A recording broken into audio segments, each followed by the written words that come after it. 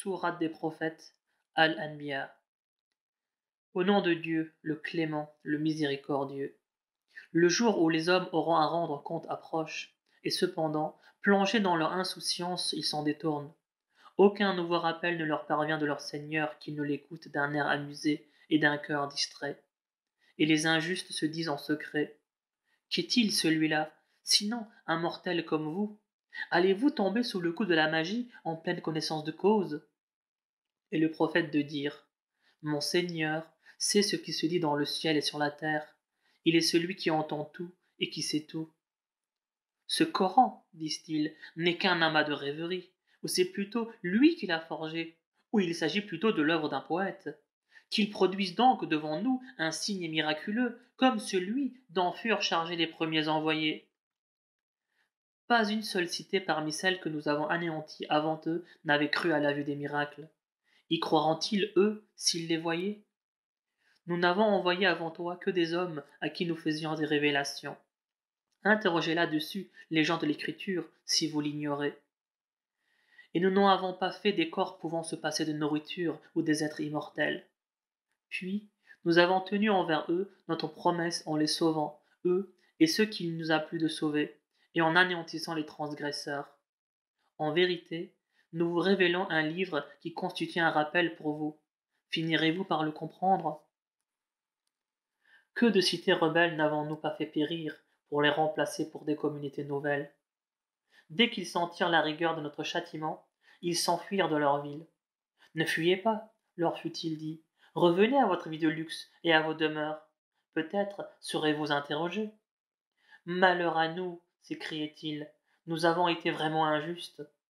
Et leurs lamentations ne cessèrent que lorsque nous les eûmes réduits à l'état d'un champ fauché et sans vie. Nous n'avons pas créé le ciel, la terre et les espaces interstellaires pour nous divertir. Si nous avions désiré un divertissement, nous l'aurions trouvé auprès de nous-mêmes, si toutefois nous l'avions vraiment désiré. Bien au contraire, nous lançons la vérité contre le faux pour le faire disparaître, et effectivement, le faux ne tarde pas à s'évanouir. Malheur donc à vous pour vos allégations mensongères. À lui appartiennent ceux qui sont dans les cieux et sur la terre, et ceux qui se tiennent auprès de lui ne ressentent en l'adorant ni arrogance ni lassitude. Aussi le glorifient-ils nuit et jour, sans relâche. Ont-ils tiré de la terre des divinités capables de ressusciter les morts? Or, s'il y avait d'autres divinités que Dieu dans les cieux et sur la terre, la marche de ces derniers aurait été gravement compromise. Gloire donc à Dieu, maître du trône, qui est au-dessus de leurs allégations mensongères. Il n'a pas de compte à rendre de ce qu'il fait, mais les hommes devront lui rendre compte de leurs actes. Ont-ils pris d'autres divinités que Dieu? Dis-leur, quelle preuve avez-vous que ce sont bien des divinités? Référez-vous plutôt au rappel qui a été adressé à ceux qui sont avec moi, et à cet autre rappel qui a été adressé à ceux qui m'ont devancé. Mais la plupart d'entre eux ne connaissent pas la vérité et s'en écartent délibérément. Nous n'avons envoyé avant toi aucun prophète à qui il n'ait été révélé qu'il n'y a point d'autre divinité que moi, et que c'est moi que vous devez adorer. Le miséricordieux s'est donné des enfants, disent les polythéistes. Gloire à lui. Les anges ne sont que ses serviteurs honorés, qui ne devancent jamais ses décisions et agissent constamment sur ses ordres. Dieu connaît leur passé et leur avenir. Il n'intercède qu'en faveur de ceux qu'il a déjà agréés, et il tremble de crainte devant lui. Et quiconque d'entre eux dirait: Je suis un Dieu en dehors de lui, nous lui donnerions la géhenne pour récompense, car c'est ainsi que nous récompensons les rebelles. Les infidèles ne savent-ils pas que les cieux et la terre formaient à l'origine une masse compacte que nous avons ensuite disloquée et que nous avons tiré toute matière vivante de l'eau? Se décideront-ils à croire enfin? Nous avons fixé solidement des montagnes dans la terre, afin qu'elles ne branlent pas sous leurs pieds, et nous y avons aménagé des défilés servant de chemin, afin qu'ils puissent facilement y circuler. Et du firmament, nous avons fait une voûte inexpugnable, et cependant, il demeure insensible à toutes ces merveilles. C'est lui qui a créé la nuit et le jour, le soleil et la lune, chacun voguant dans une orbite bien déterminée. Nous n'avons accordé l'immortalité à aucun être humain avant toi. Est-ce qu'ils croient qu'après ta mort, ils seront, eux, immortels? Toute âme goûtera la mort. Nous vous éprouvons par le mal et par le bien à titre de tentation, et c'est à nous que vous ferez retour. Dès que les infidèles t'aperçoivent, ils s'empressent de te tourner en dérision. Est-ce cet homme-là qui médit de vos divinités? Alors qu'ils nient, eux, tout rappel du tout clément.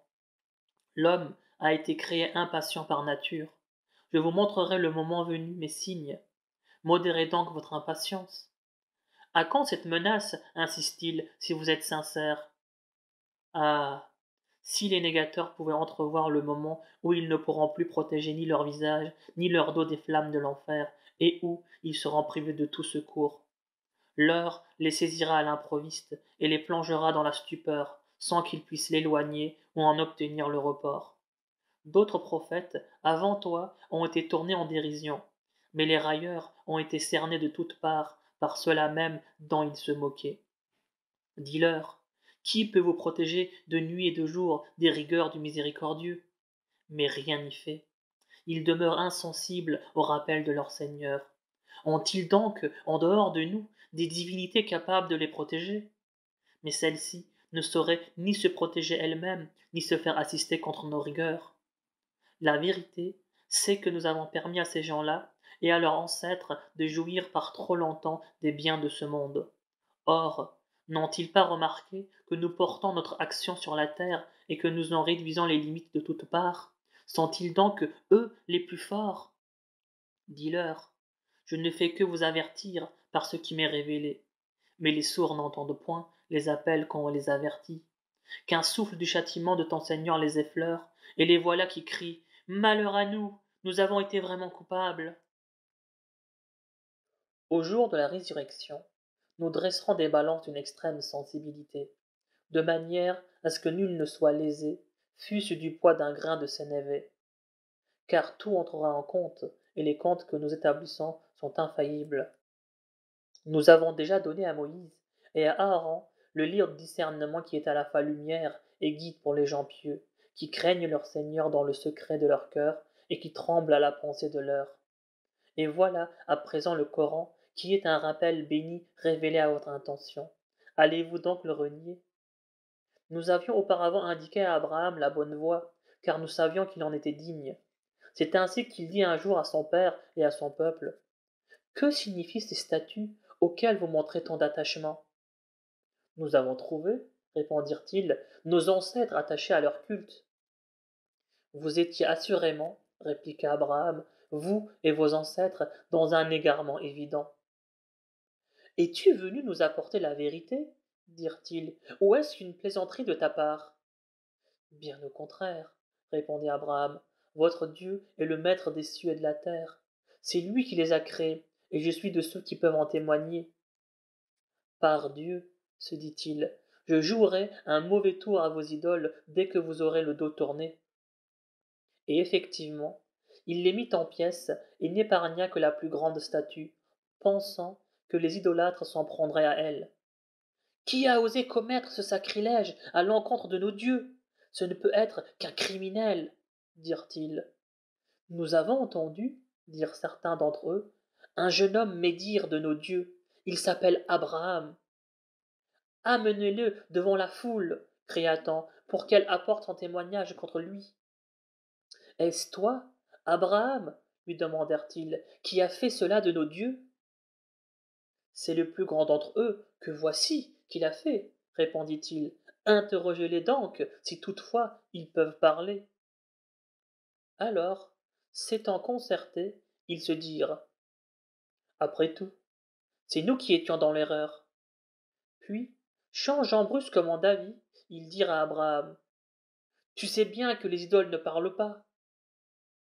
Comment pouvez-vous alors, répliqua Abraham, adorer en dehors de Dieu des divinités qui ne peuvent ni vous être utiles ni vous nuire? Fille de vous et de ce que vous adorez en dehors de Dieu, n'êtes-vous donc pas raisonnable? Jetez-le au feu, s'écrièrent les idolâtres. Faites triompher vos dieux si vous avez la volonté de les défendre. Nous dîmes alors, ô feu, sois pour Abraham d'une fraîcheur salutaire. Il voulait la perte d'Abraham, mais c'est d'eux que nous fîmes les plus grands perdants. Nous le sauvâmes, ainsi que Lot, en les conduisant vers une terre que nous avons bénie pour les hommes. Nous lui donnâmes comme fils Isaac, et de surcroît Jacob, et nous en fîmes 2 hommes vertueux. Et nous en avons fait des dirigeants pour guider les hommes selon nos ordres, et nous leur avons inspiré la pratique du bien, l'accomplissement de la salat et l'acquittement de la zakat. Ce furent pour nous de fidèles serviteurs. Quant à Lot, nous lui avons donné la sagesse et le savoir, et nous l'avons sauvé de la cité où se pratiquait le vice et dont les habitants étaient malfaisants et pervers. Et nous l'avons admis dans le sein de notre miséricorde, car c'était un homme de bien. Souviens-toi de Noé, quand il lança autrefois son appel. Nous l'exaucâmes et le sauvâmes, lui et sa famille, du terrible cataclysme. Nous l'avons délivré du peuple qui traitait nos signes de mensonges. C'était un peuple de gens pervers que nous fîmes tous engloutir. Souviens-toi aussi de David et de Salomon, quand ils ont eu à rendre un jugement au sujet d'un champ cultivé que des ovins avaient saccagé de nuit.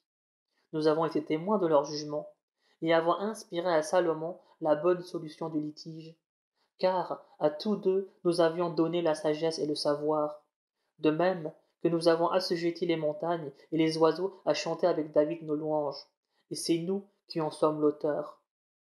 Nous avons aussi appris à David l'art de fabriquer des cuirasses pour vous protéger contre votre propre violence.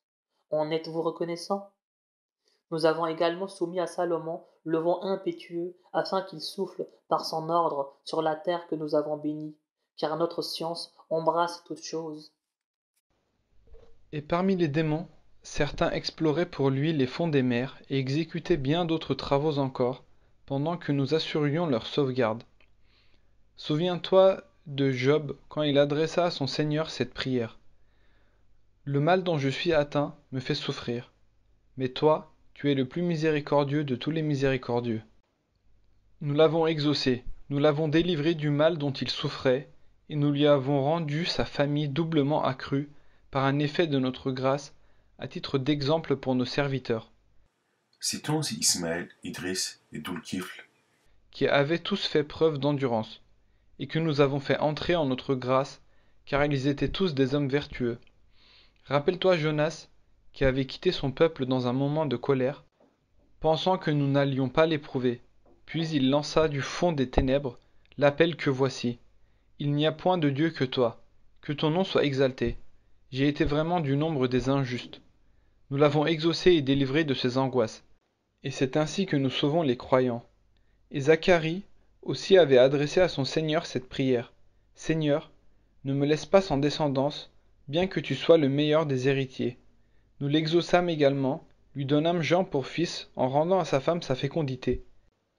Ce sont des gens qui s'empressaient de faire le bien, nous invoquaient par amour et par crainte, et faisaient preuve d'humilité devant nous. Rappelle-toi enfin celle qui avait préservé sa chasteté, et en qui nous avons soufflé de notre esprit, faisant d'elle ainsi que de son Fils un miracle pour l'univers. Certes, cette communauté religieuse qui est la vôtre est une seule et même communauté, et c'est moi votre Seigneur que vous devez adorer. Cependant, les hommes ont brisé les liens religieux qui les unissaient. Mais quoi qu'il en soit, c'est vers nous qu'ils feront tous retour. Et quiconque, tout en étant croyant, aura accompli de bonnes œuvres, ses efforts ne seront point méconnus, car c'est à son actif que nous porterons toutes ces bonnes actions. Il est inconcevable que les habitants d'une cité que nous avons fait périr puissent revenir à la vie d'ici-bas, avant que ne soient libérés les Yajuj et les Majuj, et qu'ils ne déferlent en masse de toutes les hauteurs. C'est alors que la promesse de Dieu sera près de s'accomplir, et que les regards des infidèles seront figés de stupeur. Malheur à nous, s'écrieront-ils. nous vivions dans l'insouciance. Ou plutôt nous étions de vrais coupables. En vérité, vous serez, vous et les idoles que vous adoriez en dehors de Dieu, jetés en pâture à l'enfer, où vous serez tous précipités. Et si vos divinités étaient de véritables dieux, elles ne seraient pas précipitées dans l'enfer, où vous êtes tous appelés à vous éterniser. Ils y pousseront des gémissements sans pouvoir eux-mêmes rien entendre. Mais ceux qui auront auparavant bénéficié de notre faveur seront bien à l'abri d'un tel sort. Ils n'entendront point les vacarmes de la géhenne, et de ce qu'ils désirent, leur jouissance sera éternelle. De même que la grande terreur ne les affligera point, et les anges les accueilleront par ces mots. Voici le jour qui vous a été promis. Et ce jour-là, nous plierons le ciel, comme plie le scribe un parchemin, et de même que nous avons procédé à la première création, de même nous la recommencerons. C'est une promesse que nous nous sommes faite, et nous l'accomplirons. Nous avons certes écrit dans les psaumes, après l'avoir gravé dans le livre céleste, que la terre serait l'héritage de nos bons serviteurs. Il y a en cela suffisamment d'enseignements pour des gens qui adorent le Seigneur. Ô Muhammad, nous ne t'avons envoyé que comme miséricorde pour l'univers. Dis, il m'a été seulement révélé que votre Dieu est un Dieu unique. Êtes-vous disposés à vous soumettre à lui? Mais s'ils tournent le dos, dis-leur, je vous ai tous avertis en toute équité, mais j'ignore si ce que vous est promis est proche ou lointain. Dieu sait ce que vous dites à haute voix et ce que vous dissimulez. Mais j'ignore si ce délai que vous est accordé constitue une tentation pour vous ou une occasion de jouir encore un laps de temps de la vie. Et le prophète de dire, Seigneur, décide entre nous en toute équité. C'est de notre Seigneur, le miséricordieux, que nous implorons assistance contre vos assertions mensongères. Au nom de Dieu, le clément, le miséricordieux. Ô homme, craignez votre Seigneur, car le tremblement de l'heure dernière sera quelque chose de terrifiant. Le jour où il se produira, toute nourrice oubliera son nourrisson, toute femelle enceinte enfantera avant terme, et les hommes donneront l'impression d'être ivres, bien qu'ils ne le soient pas, car le châtiment de Dieu sera terrible. Tels parmi les hommes discutent au sujet de Dieu sans détenir la moindre connaissance, et se laissent entraîner par tout démon rebelle, prédestiné à égarer quiconque le prend pour allié, et à le conduire au supplice de l'enfer. Ô homme, si vous êtes dans le doute au sujet de la résurrection, sachez que c'est nous qui vous avons tiré de la terre, puis d'une goutte de sperme, puis d'une adhérence, puis d'un embryon dont une partie est déjà formée et une autre non encore formée. C'est ainsi que nous vous donnons une idée de notre puissance. Nous maintenons dans les matrices ce que nous voulons jusqu'au terme fixé, pour vous en faire ensuite sortir à l'état de bébé, et vous atteindrez ainsi plus tard votre maturité. Il en est parmi vous qui meurent encore jeunes, tandis que d'autres arrivent jusqu'à l'âge de la décrépitude, au point de ne plus se souvenir de ce qu'ils savaient. Ne vois-tu pas aussi comment la terre desséchée reprend vie, dès que nous l'arrosons de pluie, pour se gonfler et se couvrir de toutes sortes de couples de plantes luxuriantes? Il en est ainsi parce que Dieu est la vérité même, qu'il est celui qui rend la vie aux morts, que sa puissance s'étend sur toutes choses, que l'heure viendra sans nul doute, et que Dieu ressuscitera ceux qui sont dans les tombes. Tels, parmi les hommes, discutent de Dieu sans aucune connaissance, sans direction et sans livre pour éclairer sa lanterne, en affichant une attitude orgueilleuse pour éloigner ses semblables de la voie du Seigneur.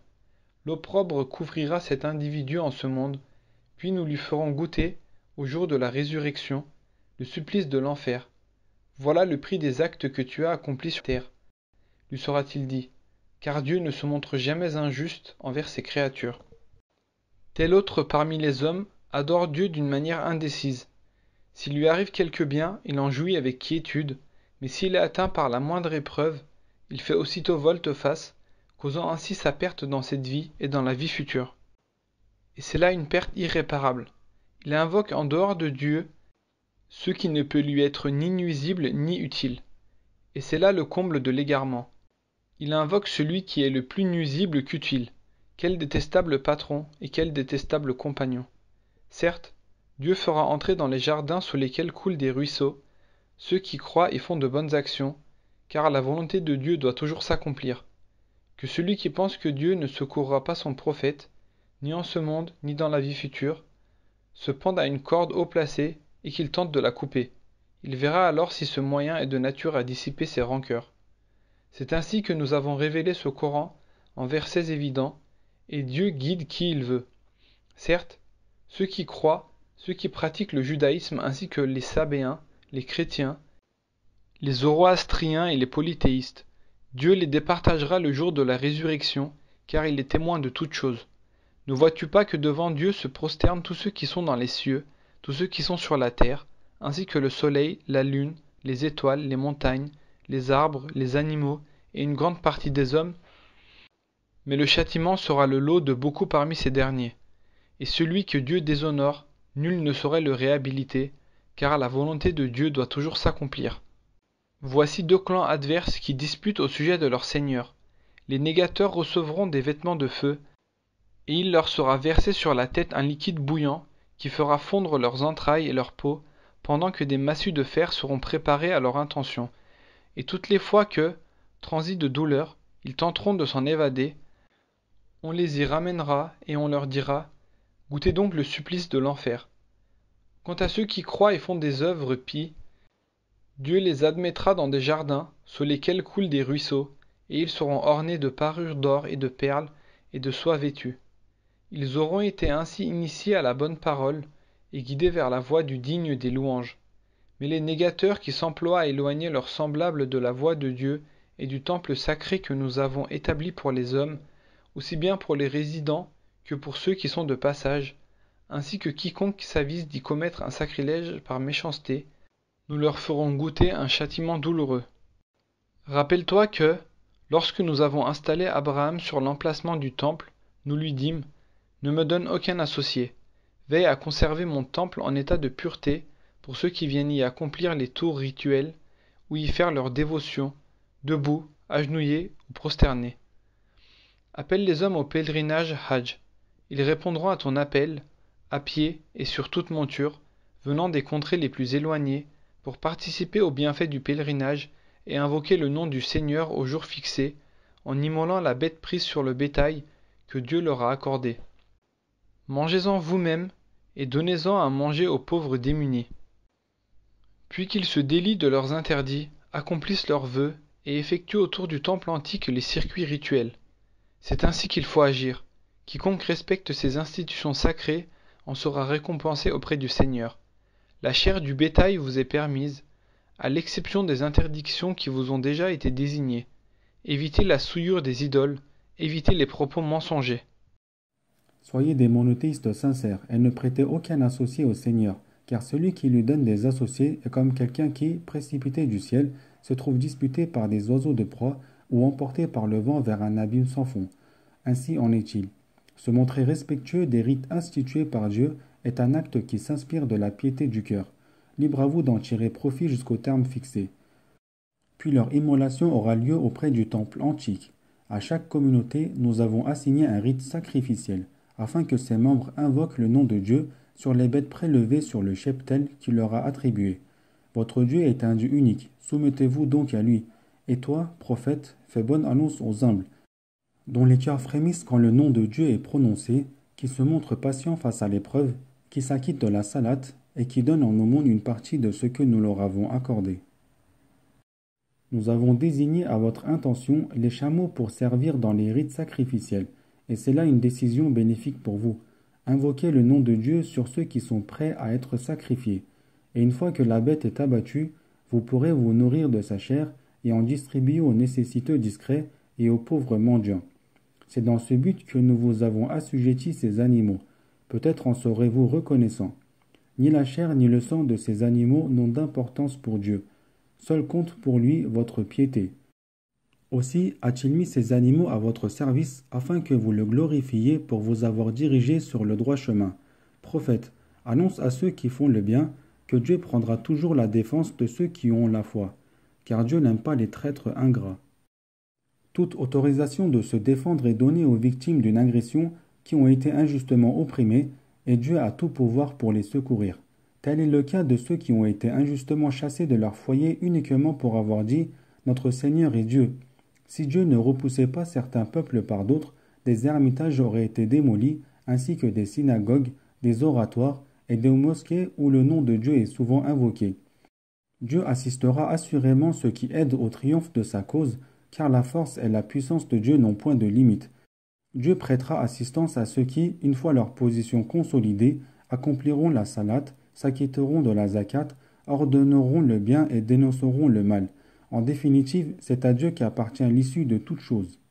Si les impies te traitent d'imposteur, sache qu'avant eux le peuple de Noé, les Had, les Tamoud, le peuple d'Abraham, le peuple de Lot, les gens de Madian avaient eux aussi crié au mensonge. De même que Moïse fut traité de menteur. J'ai accordé aux impies un long délai, puis j'ai sévi contre eux, et quelle ne fut point alors ma réprobation. Que de cités nous avons anéanties en punition de leurs péchés, et dont il ne reste plus que de vagues vestiges. Là, un puits comblé, et là, un château puissamment édifié, aujourd'hui totalement abandonné. Que ne parcourt-il la terre pour acquérir des cœurs aptes à comprendre, et des oreilles aptes à entendre? En vérité, ce ne sont pas les yeux qui se trouvent atteints de cécité, mais ce sont les cœurs qui battent dans les poitrines qui s'aveuglent. Il te demande de hâter l'arrivée du châtiment, mais Dieu ne manque jamais à sa promesse. Cependant, un seul jour du Seigneur équivaut à 1000 ans selon votre manière de compter. À combien de cités n'ai-je pas accordé un sursis alors qu'elle était en pleine tyrannie? Puis, soudain, je les ai saisis, car c'est vers moi que tout fera retour. Dis, ô homme, je ne suis pour vous qu'un avertisseur explicite. Ceux donc qui croient et pratiquent le bien auront le pardon de leurs péchés et une généreuse rétribution, tandis que ceux qui s'acharnent à rendre nos signes inopérants, ceux-là seront voués à la géhenne. Nous n'avons envoyé avant toi aucun messager ni prophète sans que le diable ait tenté d'altérer le sens des versets qui leur étaient révélés. Mais Dieu a toujours aboli les suggestions du diable et rétabli le sens véritable de ces versets. Dieu est omniscient et sage, et ce, afin de faire de ce que suggère le diable une tentation pour ceux dont les cœurs sont minés par le doute et pour ceux dont les cœurs sont endurcis. C'est pourquoi les iniques s'engagent si loin dans la scission, et afin aussi que les initiés sachent que ces versets expriment la vérité émanant de ton Seigneur, qu'ils y croient et que leur cœur s'y soumette en toute humilité, car Dieu guide vers le droit chemin ceux qui croient. Quant aux impies, ils continueront à en douter jusqu'à ce que, l'heure dernière, vienne les surprendre ou que les atteigne le châtiment d'un jour terrifiant. La souveraineté, ce jour-là, appartiendra à Dieu seul qui jugera entre les hommes. C'est ainsi que ceux qui auront cru et auront accompli des œuvres salutaires iront au jardin du délice, tandis que ceux qui auront été incrédules et qui auront traité nos signes de mensonges, ceux-là subiront un châtiment avilissant.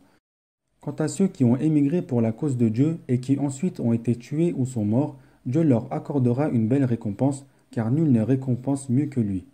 Il les fera sûrement admettre en un lieu qui les enchantera. Dieu est omniscient et magnanime. Ainsi en est-il. Celui qui se venge sans excès d'une agression qu'il avait subie et qui est ensuite victime d'une nouvelle violence, Dieu lui prêtera assurément son secours et se montrera à son égard indulgent et clément. Il en est ainsi parce que Dieu insère la nuit dans le jour et le jour dans la nuit. En vérité, Dieu est audient et clairvoyant. Et il en est ainsi parce que Dieu est la vérité même, alors que ceux qu'ils invoquent en dehors de lui n'est que fausseté, et que Dieu est le sublime et le grand. Ne vois-tu pas que la terre ne tarde pas à reverdir dès que Dieu fait descendre l'eau du ciel? Dieu est, en vérité, bienveillant et parfaitement informé. Il est le maître des cieux et de la terre. Il est, en vérité, celui qui se suffit à lui-même, et il est le digne de louange. Ne vois-tu pas que Dieu vous a soumis tout ce qui est sur la terre, ainsi que le vaisseau qui, sur son ordre, vogue sur la mer, et qu'il retient le ciel pour l'empêcher de tomber, sauf par sa permission, sur la terre. Dieu est, en vérité, plein de compassion et de miséricorde pour les hommes.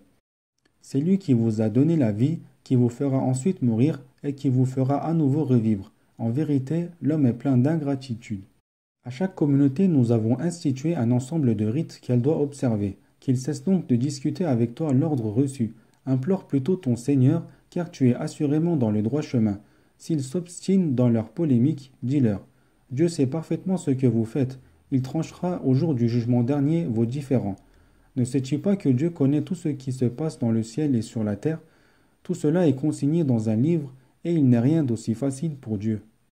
Ils adorent en dehors de Dieu des divinités qu'il n'a jamais accréditées et dont eux-mêmes n'ont aucune connaissance. Ces injustes ne bénéficieront d'aucun secours. Quand on leur récite nos versets, comme autant de preuves évidentes, on voit se dessiner la réprobation sur les visages des négateurs, et peu s'en faut qu'ils ne fassent violence à ceux qui les leur récitent. Dis-leur, voulez-vous que je vous informe de quelque chose de plus terrible encore? C'est l'enfer que Dieu a promis aux infidèles, et quel affreux devenir! Ô homme, voici une parabole qui vous est proposée, écoutez-la. Ceux que vous invoquez en dehors de Dieu ne sauraient même pas créer une mouche, dussent-ils s'y mettre ensemble. Et si une mouche leur enlevait quelque chose, ils seraient incapables de le lui reprendre. Solliciteurs et sollicités sont aussi faibles l'un que l'autre. Les hommes ne savent pas estimer Dieu à sa juste valeur. Dieu est, en vérité, fort et puissant. Il choisit des messagers parmi les anges et parmi les hommes. Dieu est audient et clairvoyant. Il connaît tout leur passé et leur avenir. Et c'est à lui que tout fera retour. Ô vous qui croyez, inclinez-vous, prosternez-vous, adorez votre Seigneur et faites le bien dans l'espoir d'assurer votre salut. Luttez comme il se doit pour la cause de Dieu. C'est lui qui vous a élus sans vous imposer aucune gêne dans votre religion, qui est la religion de votre père Abraham, lequel vous a lui-même déjà nommé les musulmans. Nom que vous portez encore dans ce Coran, afin que le prophète soit témoin contre vous et que vous soyez vous-même témoin contre les hommes. Accomplissez donc la salate, acquittez-vous de la zakat et attachez-vous fortement au Seigneur. C'est lui votre protecteur. Quel excellent Seigneur et quel excellent soutien!